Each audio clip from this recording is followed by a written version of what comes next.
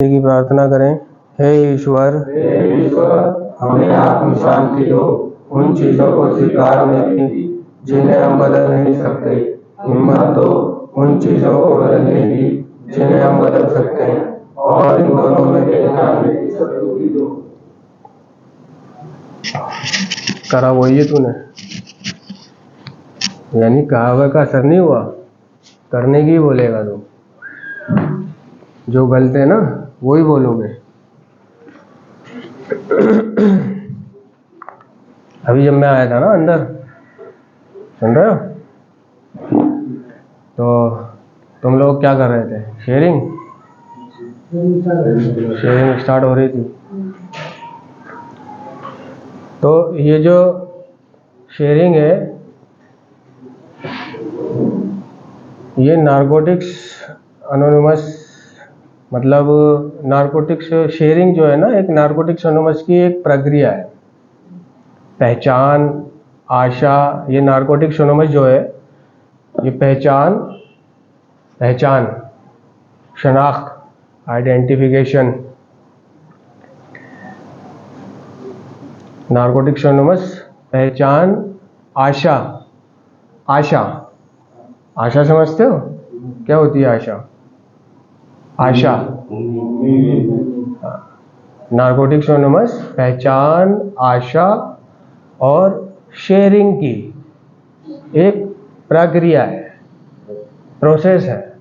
पहचान, आशा और शेयरिंग की, यानी जब दो एडिक्ट अपनी रिकवरी के बारे में, अपनी रिकवरी पर एक दूसरे के साथ शेयर करते हैं, दो एडिक्ट, तो तब नारकोटिक्स एनोनिमस का दिल धड़कता है। ठीक है, यानी हर वो स्थान, हर वो जगह नारकोटिक्स एनोनिमस कहलाने लगती है जहाँ पे दो नशेड़ी बैठकर अपनी रिकवरी के बारे में शेयर करते हैं। समझे ना? ठीक है, एक मीटिंग के होने के लिए हमें सिर्फ दो एडिक्टों की जरूरत होती है, सिर्फ दो एडिक्टों की, जो आपस में शेयर करते हैं, दो एडिक्ट। ठीक है, तो जहाँ पे नारकोटिक्स एनोनिमस की मीटिंग होती है, हम उस जगह को बोलते हैं वो ये एन है। ठीक है, वो तो है ही एन है, लेकिन जहाँ पे दो लोग बैठकर अपनी शेयरिंग करते हैं वो भी एन बन जाता है ना? एन क्या है असल में? एन है क्या? एन का मतलब है क्या? एन का मतलब ये नहीं है कि ये जहाँ पर पर्चे छपे हुए हैं वहाँ जो मीटिंग होती है वही एन है। समझ रहे हो? जैसे यूसुफ सदन में चर्च में होती है, और आगे थोड़ा भाई वीर सिंह मार्ग पर सेंट कोलम्बस स्कूल में होती है। ठीक है, और साउथ एक्सटेंशन में होती है, साउथ में जैसे कि होश खास में, छोटी गुमटी के पास में एक स्कूल है वहाँ पर। तो ज़रूरी नहीं है कि वही नारकोटिक्स एनोनिमस है। ठीक है, अभी तुम जो शेयरिंग कर रहे थे तो वो नारकोटिक्स एनोनिमस थी। अभी दो लोग बैठ करके तुम नशेड़ी अपने सुधार के बारे में बातचीत करने लगोगे, रिकवरी के बारे में, जो उसको प्रॉब्लम चल रही है वो अपनी प्रॉब्लम के बारे में, वो उसको समाधान बताएगा, वो उसकी सुनेगा, वो उसको सुनाएगा, तो वो जिस जगह पे तुम खड़े हुए हो वो जगह भी नारकोटिक्स एनोनिमस बन जाती है, कहलाती है। तो एन क्या है? वो है कि जो एडिक्ट नशा बंद करना चाहते हैं, एडिक्ट यानी नशेड़ी, लती। ठीक है, यहाँ पे नशे के लती की बात हो रही है। वैसे तो नारकोटिक्स एनोनिमस बाकी नशे भी, एडिक्शन भी छुड़वा देती है, लेकिन अगर छोड़ना चाहे तो, लेकिन नशे के लिए बहुत ज़्यादा मशहूर है ये। और एक नारकोटिक्स एनोनिमस ही ऐसी जगह है एकमात्र जहाँ पर नशा बंद होता है। तो जो एडिक्ट नशा बंद करना चाहते हैं और उसी उद्देश्य को लेकर इकट्ठा होते हैं, नशा बंद करने के उद्देश्य को लेकर इकट्ठा होते हैं, वही नारकोटिक्स एनोनिमस है। समझ रहे हो? तो जिन लोगों को मतलब जैसे नियमित मीटिंग उपलब्ध नहीं हो पाती किसी मजबूरी के चलते, या वो दूर है या उसे पता नहीं है, नहीं कर सकता हो कुल मिलाकर, तो उसके लिए दूसरे औजार हैं, है ना, मीटिंग करने के, कि वो फ़ोन पे मीटिंग करे, ऑनलाइन मीटिंग करे, वो अपने स्पॉन्सर से शेयरिंग करे, बातचीत करे, अपने बारे में बताए, अपनी प्रॉब्लमों के बारे में, चिट्ठी लिखे, मैसेज करे, ईमेल करे। जो लोग नहीं जा पाते, नहीं पहुंच पाते मीटिंग, है ना, वो मतलब JFT पढ़े रोज़ सिर्फ आज के लिए, क्योंकि ये जो कार्यक्रम है नशेड़ी का, नारकोटिक्स एनोनिमस का, ये उसको सिर्फ आज के लिए जीना सिखाता है, सिर्फ आज में जीने की बात करता है ये कार्यक्रम। क्योंकि अगर नशेड़ी अपने अतीत में सोचता है, अतीत में जीता है, तो वह एक परेशान कर देने वाली और दर्दनाक जिंदगी में अपने आप को पाता है। पीछे सोचता है, क्योंकि जो उसका अतीत है वो तो दर्दनाक है, भयानक है, और परेशान कर देने वाली चीज़ें हैं। जब भी वो याद करेगा अस्त व्यस्त हो जाएगा। आगे जिएगा तो उसको खौफ सताएगा, क्या होगा, कैसे होगा, कैसे करूँगा। तो जो ये नारकोटिक्स एनोनिमस का कार्यक्रम है, ये अच्छी तरह से जानता है नशेड़ी को। तो नशेड़ी की सिर्फ ये दो ही गलतियां हैं, जो वो पीछे जीता है या आगे जीता है। समझ रहे हो? चेक करो अपना कहाँ जी रहे हो। शायद ही कोई एक हाथ उठेगा जो ये कहेगा भाई मैं आज में जी रहा हूं, मैंने अपने पीछे सोचा ही नहीं और मैंने आगे की भी नहीं सोची, मैंने तो बस आज की सोची है, आज क्या करना है। नहीं, वही कहेगा भाई मैं तो पीछे जी रहा था, पीछे सोच रहा था। कोई कहेगा मैं आगे सोच रहा था, कोई कहेगा मैं तो यहां आ गया। ठीक है, एक मैं ही इकलौता कमाने वाला था, अब घर का गुजारा कैसे हो रहा होगा, सोच रहा है। जिस कंपनी में मैं काम करता था, अब उस कंपनी में मैं जा नहीं रहा हूं, कंपनी घाटे में जा रही होगी, मेरी तनख्वाह मर रही होगी, और कितना नुकसान हो रहा होगा। समझ रहा, कितना नुकसान हो जाएगा, मेरी नौकरी छूट जाएगी। जी रहा है नहीं आगे, जी रहा है आगे, कोई पीछे जी रहा है। मैंने क्या किया, नशा किया, चोरी की, चकारी की, माँ बाप को परेशान किया, है ना, ये करा वो करा, सोच रहा है। तो ये जो कार्यक्रम है, इस कार्यक्रम की जो JFT है, JFT को बोलते हैं जस्ट फॉर टुडे, यानी सिर्फ आज के लिए।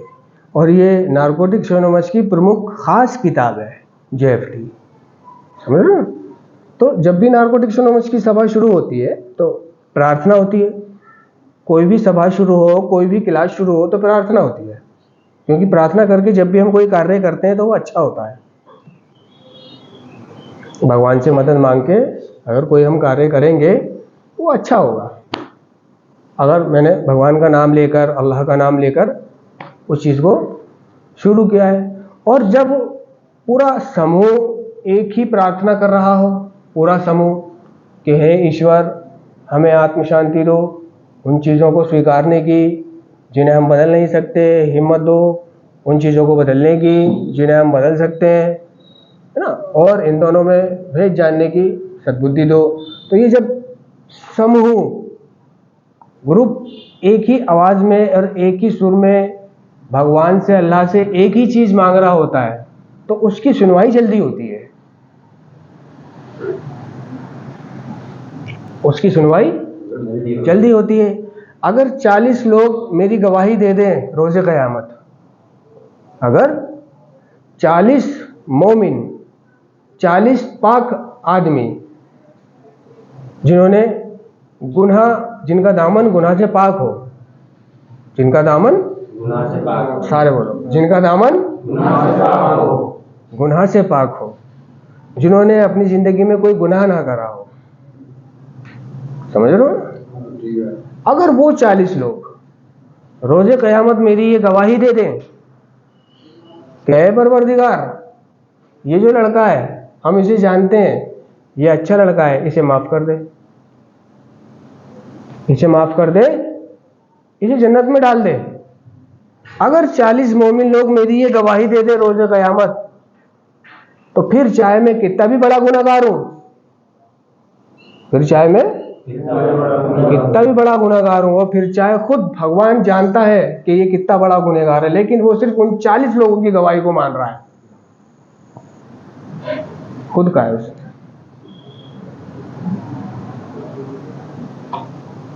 तो वो मुझे मेरे गुनाह माफ कर देगा। उसे पता है ये गुनहगार है, ये जालिम है, ये पापी है, लेकिन 40 लोग, 40 पाक दामन लोग उसकी गवाही दे रहे हैं।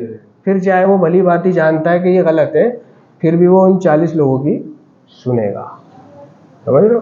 तो जब इसमें श्रद्धा, आस्था, विश्वास, अगर प्रार्थना में श्रद्धा नहीं है, विश्वास नहीं है, आस्था नहीं है, यकीन नहीं है, तो वो सिर्फ हवा में जा रही है, आसमान पे नहीं जा रही, वो सिर्फ हवा में गई है बस। आसमान पे यानी अर्श पर, फलक पर नहीं पहुंची, क्योंकि उसमें श्रद्धा नहीं थी, यकीन नहीं था, शब्द थे बस। तो शब्दों का कोई अर्थ नहीं है, शब्दों का कोई अर्थ नहीं होता जब तक उन्हें कार्य में न लाया जाए। समझ रहे हो? हाँ। तो अगर एक नशेड़ी के पास, क्योंकि वो बेचारा देखो बहुत टूटा हुआ, परेशान और बर्बाद आदमी है, बर्बाद है नशेड़ी, छोड़ के भी बर्बाद है और करके भी बर्बाद था। वो छोड़ के भी परेशान रहता है, ऐसी बात नहीं है। रिकवरी में दर्द एक प्रोत्साहन देने वाला तत्व हो सकता है। कोई ये नहीं कहेगा कि रिकवरी में मजा ही मजा है, बस आपको आश्वासन देने के लिए तो कह देगा कि रिकवरी एंजॉय, ये वो मस्ती मौज, ताकि तुम्हारे मन में उमंग जागे, हाँ रिकवरी, मैं भी छोड़ूंगा नशा। वो एक आश्वस्त करने वाली बात तो है कि भाई रिकवरी में आओगे तो ये होगा, रिकवरी में आओगे तो वो होगा, ऐसा हो जाएगा, वैसा हो जाएगा, वगैरह वगैरह। तो क्या है, वो उसके अंदर एक उमंग जगाती है चीज, ये बातें, कि मैं भी रिकवरी में आऊंगा और मैं भी घूमूंगा, और मैं भी पीवीआर पे फिल्म देखूंगा, और मैं भी गोल्ड फ्लैग पीऊंगा वहां पे मंदिर पे खड़ा हुआ बाहर, हनुमान मंदिर के बाहर, और मैं भी चाय पीऊंगा, मैं भी गोलगप्पे खाऊंगा, और ये करूंगा, वो करूंगा, मैं भी कपड़े पहनूंगा अच्छे से। तो वो क्या है, आश्वस्त कर रहा है, एक उमंग जगा रहा है आपके अंदर, ये एक चीज अलग है। समझ रहे हो ना? लेकिन असल जो रिकवरी है, असल जो रिकवरी है, वो उसका नाम है दर्द। दर्द, रिकवरी में दर्द है। एक समय वो भी आता है रिकवरी में, और देर नहीं लगती इस समय को आने में। नशा छोड़ के घर जाके कोई महीना भर में ही वो समय आ जाता है। जब नशेड़ी ये सोचता है कि यार नशा छोड़ के मैंने गलती करी, नशा छोड़ के भी मेरी जिंदगी वैसी ही है जैसी पहले थी, हुआ तो कुछ नहीं, और करके भी साला वैसी ही थी, तो वो कहता है यार जब मैं कर रहा था नशा, साला इससे तो अच्छी जब था, इससे अच्छी जिंदगी तो जब थी जब मैं नशा कर रहा था। तो ये बहुत जल्दी वक्त आता है, यही वो वक्त है जब तेरा इम्तिहान है, यही वो वक्त है जिससे तुझे गुजरना है, लड़ना है, झेलना है। इसी वक्त में तो तूने सबसे ज्यादा प्रोग्राम को अप्लाई करना है, इसी वक्त में। ध्यान रहे, एक वक्त आता है ऐसा कि जब नशेड़ी को बीमारी पूरी तरह घेर लेती है। वो उससे कहती है कि देख तेरी जिंदगी हो गई है खराब, नशा छोड़ के, नशा करके अच्छी थी, हाँ हाँ, पर नशा छोड़ के खराब हो गई है।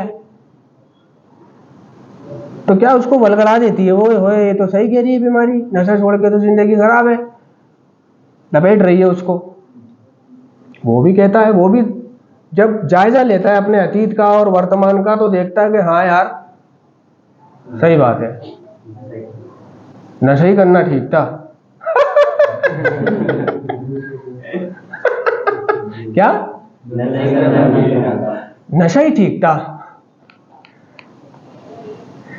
तो देख रहा होता है ना वो अपने अतीत को और वर्तमान को, जब वो तुलना करता है तो उसे नशा करना अच्छा लगता है। तो क्या है फिर, ये जो वक्त आता है गंभीर, इसमें वो पी लेता है, नशा कर लेता है नशेड़ी, ये सोचकर। और जिसको ये मालूम पड़ जाए कि एक दिन ऐसा भी आएगा कि मुझे मेरी बीमारी ऐसे कहेगी, ऐसे घेरेगी और मैं ऐसा सोचूंगा, और किसी ने कहा था कि उस वक्त में ही तूने पेशेंस करना है, उस वक्त से ही तूने लड़ना है, और उस वक्त में ही तुझे ज्यादा शेयरिंग और मीटिंग करने की जरूरत है और प्रोग्राम अप्लाई करने की जरूरत है, उस वक्त में ही तुझे धैर्य रखना है। चाहे कुछ भी हो जाए, झेलना है उस वक्त को, वो समय गुजारना है तूने। अगर उस समय तूने नशा कर लिया, उस समय तूने नशा कर लिया, तो फिर से वही जानलेवा चक्कर शुरू हो जाएगा। क्योंकि तू तो सोचेगा नशे वाली जिंदगी अच्छी है, लेकिन अब जो तू नशा करेगा छोड़ने के बाद, तो छोड़ने के बाद तो भाई मर जाइयो, नशा मत करियो, फांसी लगा लियो।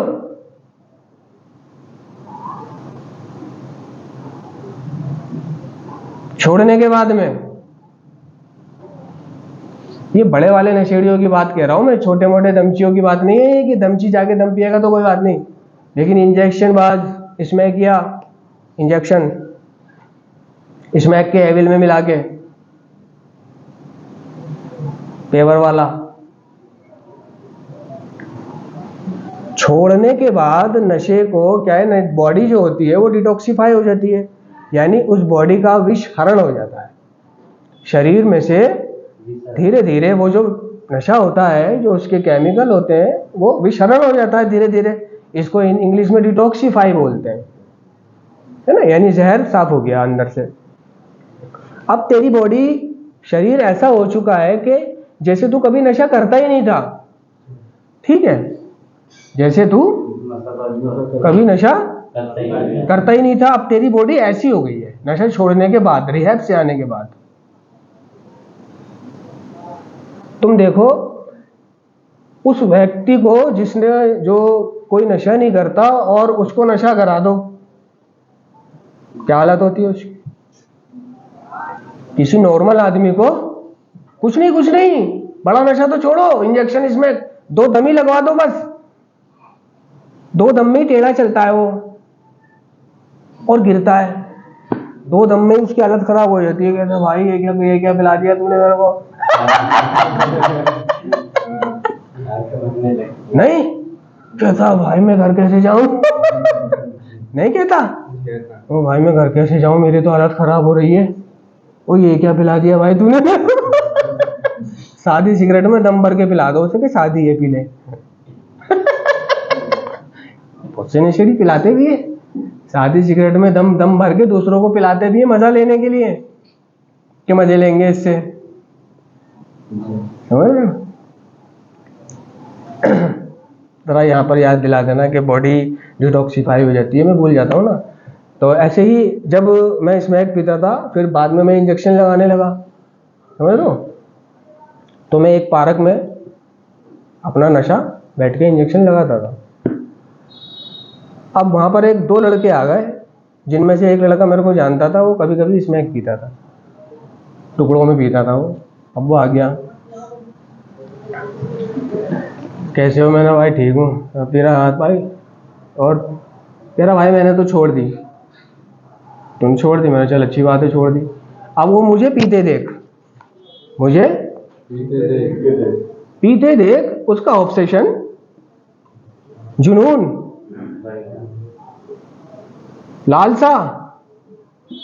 तो ये बात सिखाती है कि अगर कोई नशा कर रहा है तो मैं उसके पास बैठूं नहीं, खामाखाई की गुफ्तगू करने भी ना बैठूं, उसको समझाने भी ना बैठूं,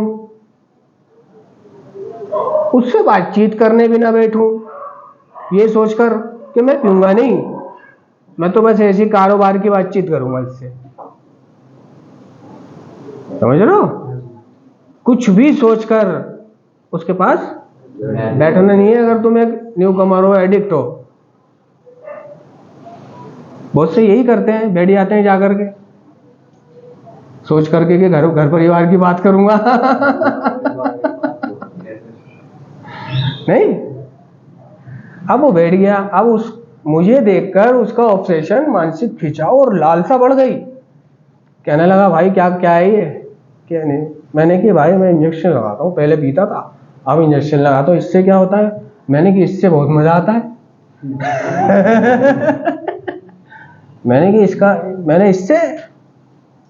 मैंने वो स्मैक तो पियोगे तुम, पी के जब वो अंदर जाएगी, तिल्ली के साथ साथ, सिप के साथ साथ बॉडी में चली गई अंदर, पेट में, ठीक है। अब पेट में जाने के बाद में जब वो ब्लड में मिलेगी धीरे धीरे वो धुआं, यानी नशा असर कब करता है? जब वो मेरे ब्लड में मिलता है, जब वो मेरे ब्लड में मिलता है। तो मैंने कि स्मैक तो पी के आधा पौन घंटा बाद इस ब्लड में मिलती है और ये डायरेक्ट ही ब्लड में जाता है। मेरा इंस्टेंट, तुरंत असरदायक, कोई नहीं ऐसा ग्लूकोन डी जैसा।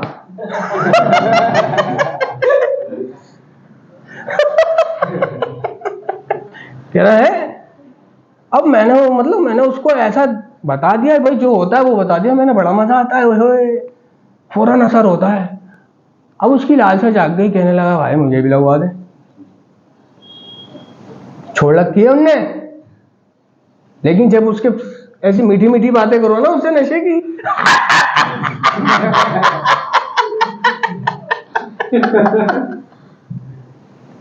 नहीं, जब नशे की कोई मीठी मीठी बातें करे, अरे प्योर 12 बन की और प्योर बोतल है, अब बहन जो बड़ा मजा आ रहा है इसको पी के, बाबा पी के देख। तो वो भी कहता है हटा ला दे पिला, नहीं। हालांकि मैंने उसको ये भी कहा, मैंने यार तू तो अभी कह रहा था छोड़ दी तूने, वो कह रहा वो कोई नहीं, ये पी के देखना, ये लगा के देखना, इसमें तू छोड़ दी, इंजेक्शन देखना, चेक करना है। मैंने तू मत लगा, वो नहीं माना, कह रहा अच्छा भाई ऐसे कर रहे हो, बस कोई यारी दोस्ती कुछ नहीं रही, पुरानी जान पहचान। मैंने देख एक बात सुन, ये 150 रुपए का पीस है उमराव का।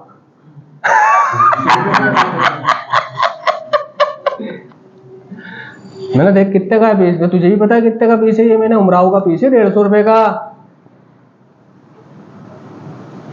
और ये मैंने 20 रुपए का एविल है, और मैंने 10 रुपए की सिरेंज विरेंज मंडल माचिस मांगा है, ठीक है। मैंने चल 200 रुपए का आइटम है ये पूरा।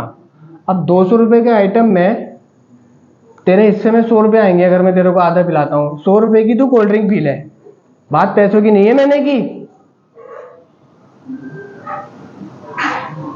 कह रहा कोई बात नहीं पिला दो, तुम लगा दो। मैं ठीक है लगा देता हूँ, गोली के क्या हो गया। और मैंने जानबूझ के उसके कम लगाया, 2 ml। भाई मैं तो 5 ml लगाता था पूरा भर के, 5 के बाद फिर 5 लगा लूँ, कोई दिक्कत नहीं। मेरी बॉडी में सहन शक्ति है इतनी झेलने की नशे को, मैं करता हूँ, रोज करता हूँ। 10 पीस चाहिए मुझे रोज, 10 एविल। तो मैंने उसको ज्यादा नहीं, कोई 2-2.5 ml लगा के वो घुसा दिया। घुसा के मैंने ये ले बीड़ी लगा, उनने बीड़ी लगाई, बीड़ी लगा के कह रहा भाई वाह,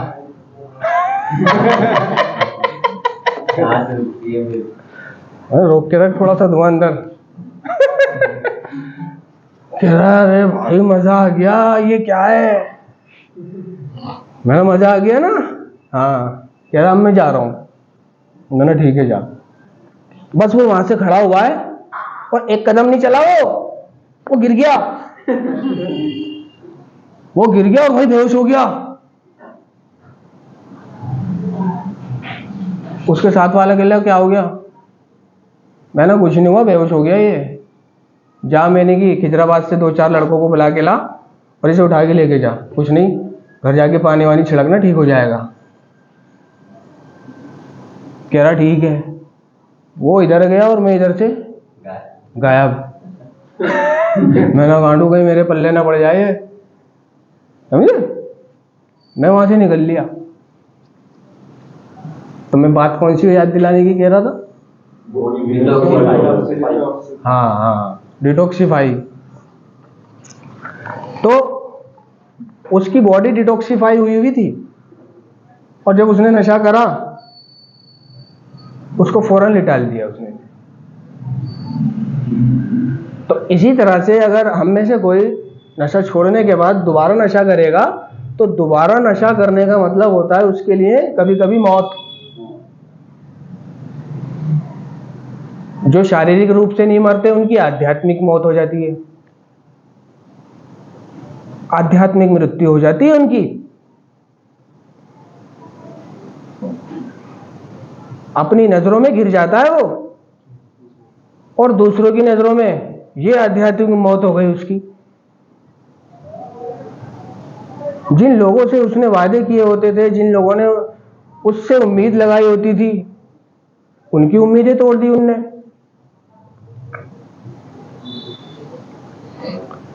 वो बीवी जो खुश थी उसका नशा छोड़कर, वो बच्चे जो खुश थे उसका नशा छोड़े हुए देख देख देख कर जिंदगी को, वो माँ जो खुश थी, वो बाप जो बेफिक्र था, नहीं, वो पूरा घर खुश थे। जो भरोसा आ रहा था उसके ऊपर, ले बेटे 50 का नोट, जा कुछ खाने को लिया अपने लिए, ले 2000 रुपए, कपड़े सिलवा ले, कपड़े बनवा ले, सुन रुक, ये ले 3000 और ले, जूते भी ले आई हो, बेल्ट भी ले आई हो। जो प्यार निछावर कर रहे थे उसके ऊपर, समझे ना, वो सब बर्बाद कर देता है। तो क्या है वो? मायूस और आध्यात्मिक मौत हो गई उसकी। वो नजरें नहीं मिला पा रहा है किसी से। और ये जो भरोसा उसने तोड़ा, लोगों की खुशियां छीनी, जो उम्मीदें उस पर बांधी थी लोगों ने, माँ बाप ने, घर परिवार ने, जब वो टूटी तो कभी कभी ऐसा होता है कि ये ऐसी टूटती है कि फिर कभी जुड़ती ही नहीं है। अब तू नशा छोड़ भी दे तो भी तेरे पे यकीन नहीं करेंगे। बार बार पीना, बार बार सेंटर काटना। एक की बीवी ने छोड़ दिया उसको, अब वो 2-3 साल से नशा मुक्त है, लेकिन उसकी बीवी यकीन नहीं कर रही है।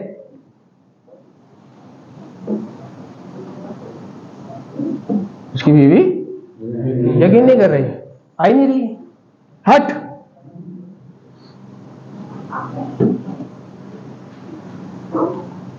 मैं नहीं मानती तो सुधर गया है, मैं नहीं मानती तो ठीक हो गया है।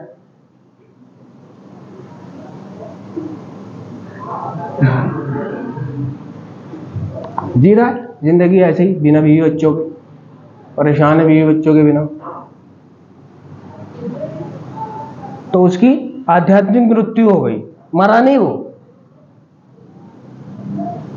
मायूसी में चला गया। तो नशा छोड़ने के बाद बॉडी बिल्कुल साफ हो जाती है, ठीक है। अब इसमें नशा नहीं डालना, और नशा डालने से मुझे बचाएगा कौन, रोकेगा कौन? कोई नहीं रोकेगा, कोई नहीं रोकेगा, मुझे खुद रुकना है। ये जो दुनिया है ना, ये जो मेरे आसपास का माहौल है, समझ रहे हो, ये मुझे ऐसे मजबूर करेगा माहौल और दुनिया कि मैं पी लूं आज ही, मैं आज ही पी लूं, ऐसे मजबूर कर देगा मुझे ये। बाहर मत जाओ, घर में ही ऐसे हालात खड़े हो जाते हैं, घर की बातों से ही ऐसी चुभन लग जाती है कि वो मुझे मजबूर कर देती हैं बातें और घर वालों का व्यवहार कि मैं पी लूं।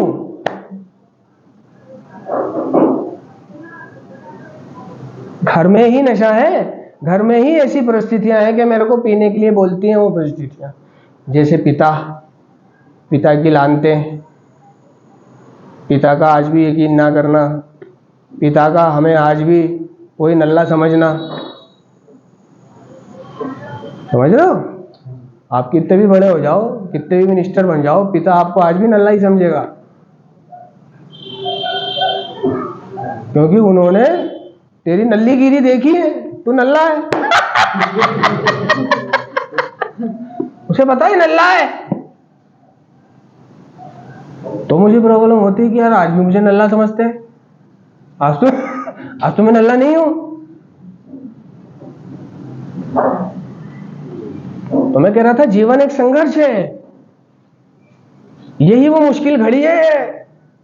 तेरी रिकवरी में दर्द आ रहे हैं, तेरी रिकवरी में दर्द आ रहे हैं। जितना तू दर्दों का सामना करेगा अर्ली में, शुरुआती दौर में नशा बंद करने के, उतना ही तू मजबूत हो जाएगा आगे के लिए, उतना ही ठोस हो जाएगा। बस पहला साल ऐसे गुजार दियो, बच के, सहन कर करके। असहनशीलता का रवैया मना कर रहा है प्रोग्राम। सबसे अधिक जो एक चीज पराजित कर सकती है, पराजित से मतलब है उसका नशा करा सकती है, वो है असहनशीलता का रवैया। इसीलिए नारकोटिक्स एनोनिमस की शेयरिंगें, मीटिंगें बनाई गई हैं कि अगर इस तरह के तेरे हालात खड़े हो जाते हैं तेरे जीवन में, घर में, परिवार में, और तू नशा करने के लिए, तेरी तलब बढ़ गई है, तेरा खिंचाव तैयार हो चुका है नशा करने के लिए, तो ऐसे में नशा करने से पहले अपने आप को थोड़ा सा समय दे दे। नशा करने से पहले मीटिंगों में चला जा, नशा करने से पहले किसी से संपर्क कर ले, नशा करने से पहले उस मसले के बारे में किसी से बातचीत कर ले, किसी से नॉर्मल से नहीं, क्योंकि वो तुम्हारी बातों को तो समझेगा ही नहीं। और जब मुझे पता चलता है कि मेरी बात को कोई समझ नहीं रहा है, मुझे कोई समझ नहीं रहा है, आप मुझे समझते नहीं, आप मेरी फीलिंग नहीं समझते, शिकायत है ना, मेरा बाप मुझे समझता नहीं है, मेरी माँ मुझे समझती नहीं है, मेरी बीवी मुझे समझती नहीं है। वो चाहता है कि समझे। जब नशा बंद करूंगा, जब तुम समझना शुरू करोगे, तुम मुझे समझो और मैं नशा बंद करना छोड़ देता हूं, नशा छोड़ देता हूं। तो ये नहीं होगा, ये नहीं होगा। जो तू सोच रहा है वैसा कुछ नहीं होगा। जो तूने उम्मीदें लगाई हैं नशा बंद करने को लेके, जैसे जीवन के सपने तूने देखे हैं नशा बंद करने के बाद, वैसा जीवन नहीं होने वाला तेरा।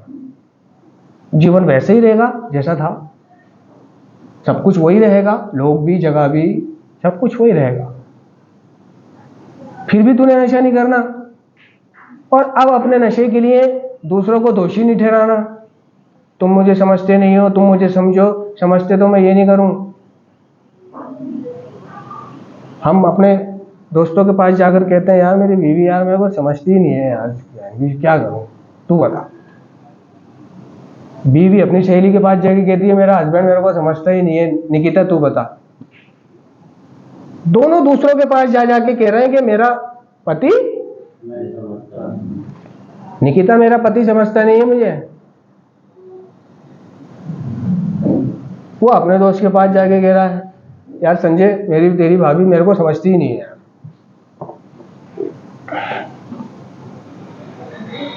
सबसे पहले इस बात को दिमाग में बिठा लेना कि तुम्हें नहीं समझेगा कोई, समझता है ठीक है, नहीं समझता तो भी ठीक है। ये बहुत सारी चीजें होती हैं, कारण होते हैं वापस नशा कराने के। तो इनसे आगे निकलना है, इन्हें ही तो झेलना है बस।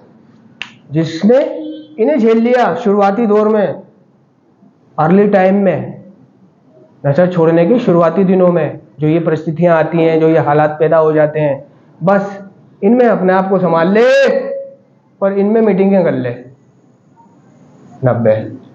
फिर नहीं कह रहा मैं तुझसे कि तू करियो मीटिंग, मत करियो, तेरी मर्जी।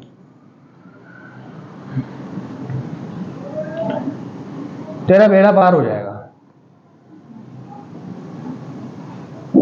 तेरा बेड़ा पार हो जाएगा।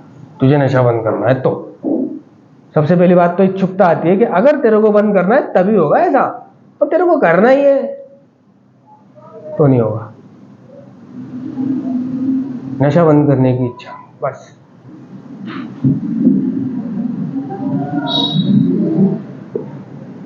किसी को पूछना है? जैसे मीटिंग नोएडा में कहाँ पर होती है?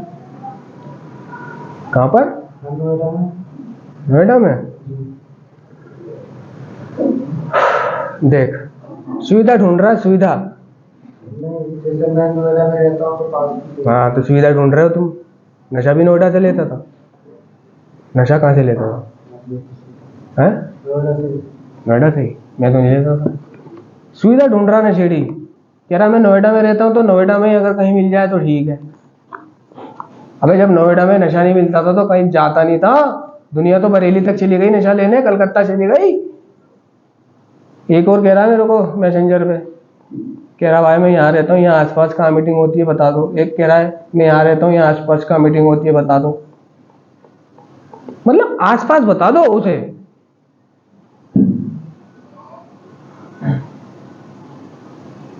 शॉर्टकट, शॉर्टकट ढूंढता है।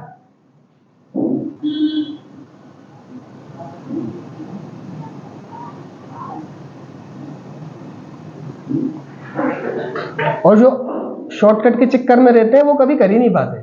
जो कहते हैं मेरे को शॉर्टकट बता दो, मेरे को नियर बाय कुछ बता दो। अबे क्या नियर बाय? पैदल जाना है क्या तेरे को? जहां भी होती है वहां जा, क्या दिक्कत है? नोएडा नहीं होती कहीं और जा, कहीं और नहीं होती कहीं और जा। सुधार चाहिए ना तेरे को, रिकवरी चाहिए।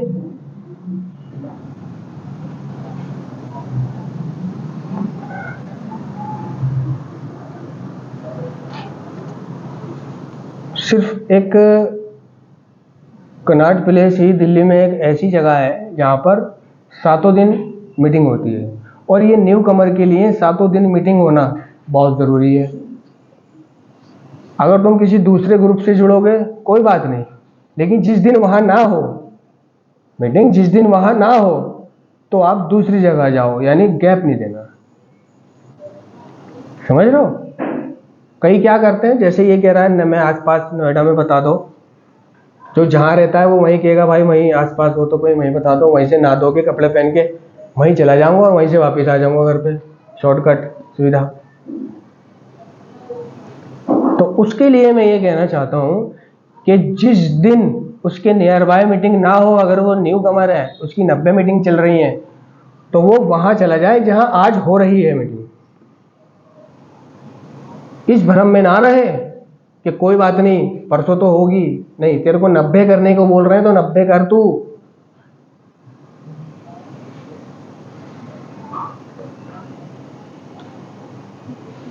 दिमाग चला लेते हैं नशेड़ी अपना। भाई हमारी तरफ तो भाई 4 होती हैं, 3 होती हैं। ओ भाई सीपी तो पड़ता है दूर, सीपी पड़ता है दूर। 3 ही कर लेता हूं मैं तो।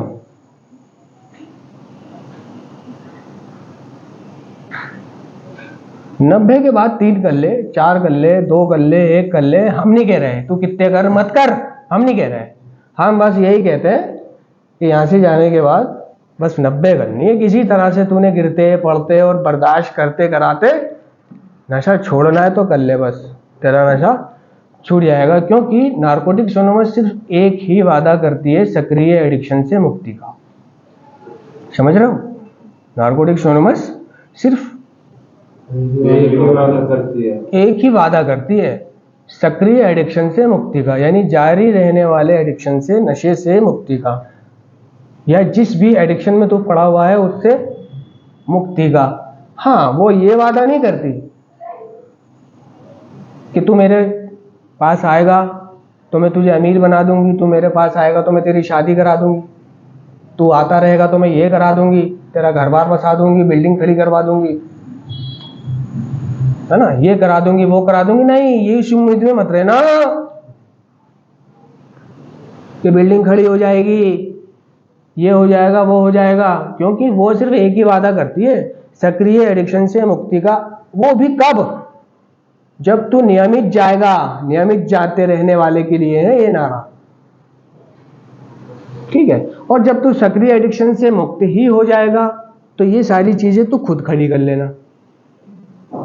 बिल्डिंग, बीवी बच्चे, कारोबार, समझ रहे हो ना? बाकी नोएडा में जो होती है ना मीटिंग, वो मैं बता दूंगा तेरे को। मीटिंग कार्ड में लिखा हुआ होगा, और मीटिंग कार्ड में नहीं भी लिखा हुआ होगा तो हेल्पलाइन नंबर होता है एक, समझ रहे हो? एक हेल्पलाइन नंबर होता है, उस नंबर पे कॉल करो और अपने नियर बाय मीटिंग के बारे में पूछ लो कि कहाँ होती है, तो वो आपको बता देगा हेल्पलाइन नंबर पे कि यहाँ होती है, एड्रेस दे देगा, यहाँ चले जाना। दूसरा भाई, जैसे आपने भी नशा बंद करने की इच्छा की होगी, तो भाई आपने शुरुआत में मतलब कि इन परिस्थितियों को कैसे फेस करा था भाई? आपके सामने भी आई होगी भाई परिस्थितियाँ, तो आपने फेस किया होगा ये बात।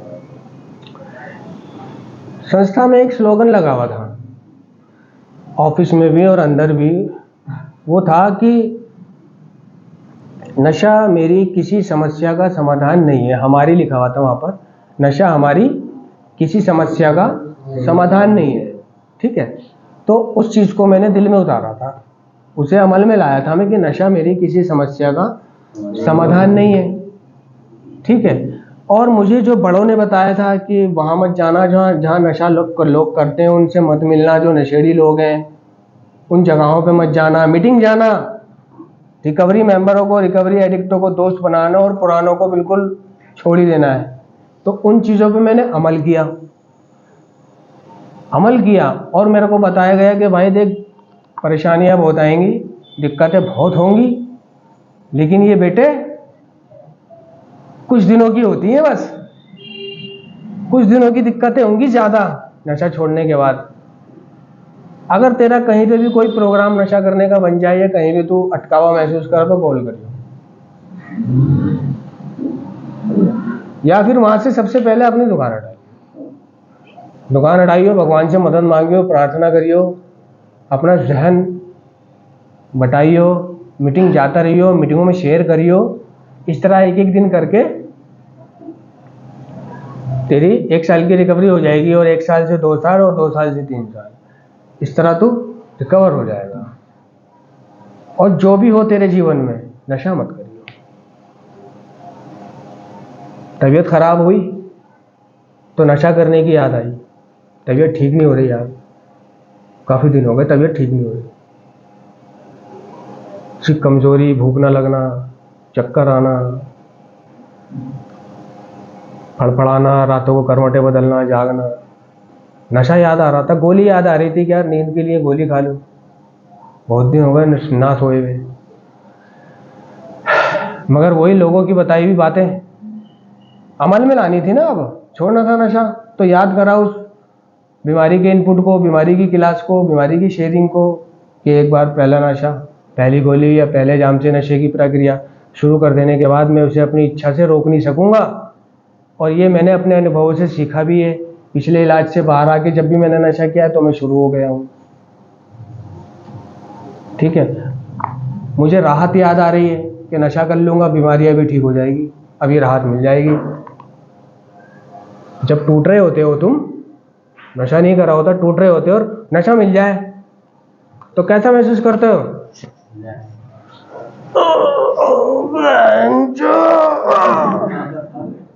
है ना, क्या बैंचो निखार आ जाता है, नहीं? हड्डियां भी चिटकाने लगते हो यूं करके, अंगड़ाइयां, जान आ जाती है। तो मैं भी उसी जान को याद कर रहा था कमजोरी में, यार अभी पी लूं तो जान आ जाएगी, गोली खा लूं तो नींद आ जाएगी। लेकिन मेरे को मालूम था ना, सुना था ना, क्लासों में सुन के उसे उतारा था ना अंदर। ये नहीं है कि बैठे और जहन कहीं और है। और कुछ अपने अतीत के अनुभवों से सीखना है कि अतीत में मैं अपने नशे को नियंत्रण में नहीं कर सका, कंट्रोल में नहीं कर सका, तो मैं वर्तमान में भी अपने नशे को नियंत्रण में नहीं कर पाऊंगा और ना भविष्य में कर पाऊंगा। क्योंकि नशे को नियंत्रण में करने का, कंट्रोल में करने का, समझ रहे हो भाई, जो 10 पीस पीता है इसकी लिमिट 10 है, वो कहे भाई मैं 1 ही पीस पीऊंगा, तो ये सिर्फ वो कह रहा है मैं पीऊंगा 1 पीस, लेकिन जब पिएगा ना तो 10 पे ही आएगा, वो 10 ही पी के बाद होश आएगा, उसे बढ़ जाएगी उसकी क्रेविंग है ना शारीरिक। तो उन बातों को याद करना है कि मैंने नशा नहीं करना है, नशा करा तो मेरी भूख फिर से चालू हो जाएगी और ये बीमारी अभी तो ठीक नजर आएगी मुझे, लेकिन जब मेरा नशा उतर जाएगा तो मुझे दिखाई देगा कि मेरी समस्याएं मुझे दुगनी तेजी से घूर रही हैं, वो समस्याएं कम नहीं हुई हैं, बढ़ गई हैं, और उल्टा मैंने नशा भी कर लिया और मेरी क्रेविंग भी जाग गई। अब तो मैंने फिर करना है, फिर से चोरी करनी है, फिर से डाके डालने हैं, फिर से जेबें काटनी है और फिर से वही हाल कर लेना है। फिर घर वाले कहेंगे मर आ जाएगा, आज ही ले जाओ इसको। तो घर वाले, बातों के घर वाले तो उसको उसका नशा छुड़ाने के लिए नहीं डालते, अब सिर्फ उसकी जिंदगी बचे रहने के लिए डालते हैं कि छोड़ना तो इसमें है नहीं। 10-12 इलाज हो गए उसके, भाई पहले इलाज में उन्हें उम्मीद होती है चल भाई छोड़ देगा यार, आएगा तो ये करेगा वो करेगा, हम भी ये करेंगे, मगर उनने क्या करा कि नशा करा। बीमारी क्या है ये सीखा ही नहीं। जब तक बीमारी क्या है, शारीरिक, मानसिक और आध्यात्मिक, ये कैसे शुरू होती है, कैसे बचाव में इनके, तब तक बाहर अपने आप को बचा नहीं पाओगे आप नशे से। घर वालों ने कहा चल भाई फिर भेज दो इसको, उन्होंने भी कहा, सेंटर वालों ने, हाँ जी पहले दूसरे में तो मैं भी नहीं सुधरा था, मेरे भी 4-4 5-5 हुए हैं। तो घर वाले थे चल कोई नहीं दोबारा भेज देते हैं। अब वो दोबारा आके भी वही करे, वो कहते हैं चल एक मौका और दे देते हैं, वो फिर आके नशा कर रहा है। तो अब उसको इस उम्मीद पे नहीं भेजते कि ये नशा बंद करेगा, जिंदा रहेगा। क्या जिंदा रहेगा और ठीक रहेगा, स्वस्थ रहेगा, कम से कम यहाँ पी के मरेगा तो नहीं। कम से कम यहाँ पुलिस वाले तो रोज घर पे आके नहीं पूछेंगे हाँ नरेंद्र कहाँ है, बुलाओ बहन के लवड़े को, वो नरेंद्र टूटन में आ रहा है।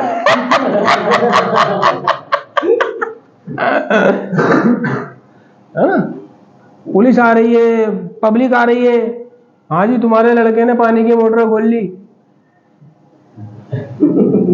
तुम्हारे लड़के ने साइकिल उड़ा दी हमारे लड़के की। साइकिल चुराई है, साइकिल चुरा के कबाड़ी को बेच दी 200 रुपए में। नई साइकिल रेंजर, बिल्कुल हीरो रेंजर, एटलस गोल्ड, सब 200 रुपए में। उसे तो नशा चाहिए।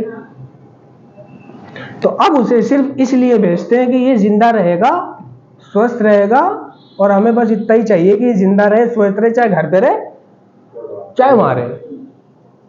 मगर ये बात उसके समझ में नहीं आती कि अब मेरे को बार बार, अब मुझे लेके क्यों नहीं जाना, इतना टाइम क्यों रख लिया, क्योंकि वो हार चुके हैं यार,